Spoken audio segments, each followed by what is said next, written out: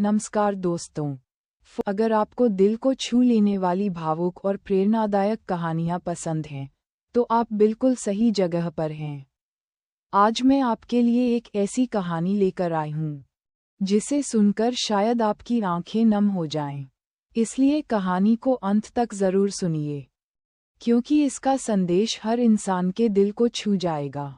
वाली कहानी गांव के एक छोटे से कच्चे घर में सीता अपनी 8 साल की बेटी गुड़िया के साथ रहती थी। पति का कई साल पहले देहांत हो चुका था। घर चलाने के लिए सीता लोगों के घरों में बर्तन मांजती, झाड़ू पोंछा करती और कभी कभी खेतों में भी मजदूरी करती थी। दिन भर की मेहनत के बाद भी कई बार घर में 2 वक्त का खाना नहीं बन पाता था। एक शाम सीता बहुत थकी हुई घर लौटी। उसके पास सिर्फ थोड़ा सा आटा था। उसने उससे केवल 2 छोटी रोटियां बनाई। एक रोटी उसने गुड़िया को दे दी और दूसरी खुद के लिए रख ली। तभी दरवाजे पर एक बूढ़ा भिखारी आया और बोला, बेटी, 2 दिन से कुछ नहीं खाया। अगर थोड़ा खाना मिल जाए तो भगवान तुम्हारा भला करेगा। सीता ने बिना कुछ सोचे अपनी रोटी उस बूढ़े को दे दी। अब घर में सिर्फ एक रोटी बची थी। उसने वह भी गुड़िया की थाली में रख दी। गुड़िया ने पूछा, माँ, आप क्या खाओगी? सीता मुस्कुराई और बोली, मैंने काम पर ही खा लिया था बेटा। मुझे बिल्कुल भूख नहीं है। गुड़िया मासूम थी। उसने माँ की बात पर विश्वास कर लिया और रोटी खा ली। रात को जब गुड़िया की आंख खुली, तो उसने देखा कि माँ रसोई में बैठी केवल पानी पी रही थी। उनके पेट से भूख की आवाज आ रही थी, लेकिन चेहरे पर फिर भी मुस्कान थी। गुड़िया सब समझ गई। वह चुपचाप वापस बिस्तर पर आ गई। लेकिन उस रात वह सो नहीं सकी। अगली सुबह उसने माँ से कहा, माँ, मैं भी आपके साथ काम पर चलूंगी। सीता ने प्यार से उसके सिर पर हाथ फेरते हुए कहा, नहीं बेटा, तुझे पढ़ना है। तेरी किताबें ही तेरी सबसे बड़ी ताकत हैं। मैं चाहती हूँ कि तू इतनी बड़ी बने कि तुझे कभी भूखा न रहना पड़े। उस दिन से गुड़िया ने जी जान लगाकर पढ़ाई शुरू कर दी।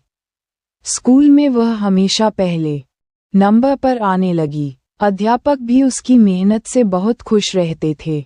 आर्थिक तंगी देखकर स्कूल ने उसकी फीस माफ कर दी और आगे की पढ़ाई के लिए छात्रवृत्ति भी दिला दी। समय बीतता गया। कई मुश्किलें आईं, लेकिन माँ ने कभी हार नहीं मानी।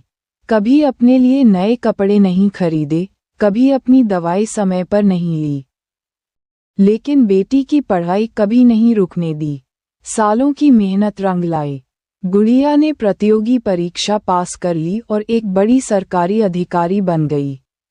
नौकरी का पहला दिन खत्म होने के बाद वह सीधे अपनी माँ के पास पहुंची। इस बार उसके हाथ में मिठाई, नए कपड़े और राशन के कई बड़े बड़े बैग थे।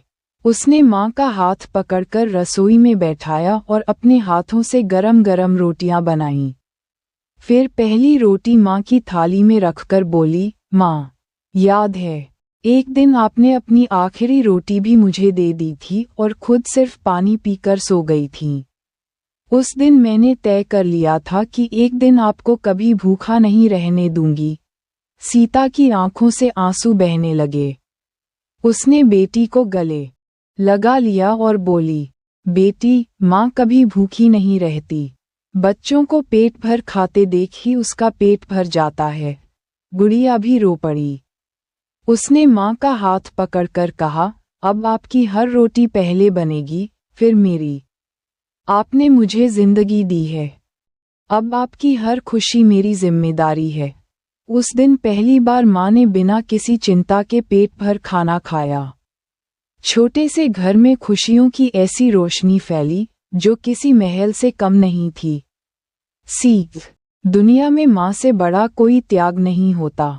उसकी कदर तब नहीं, हमेशा करें जब वह हमारे साथ है।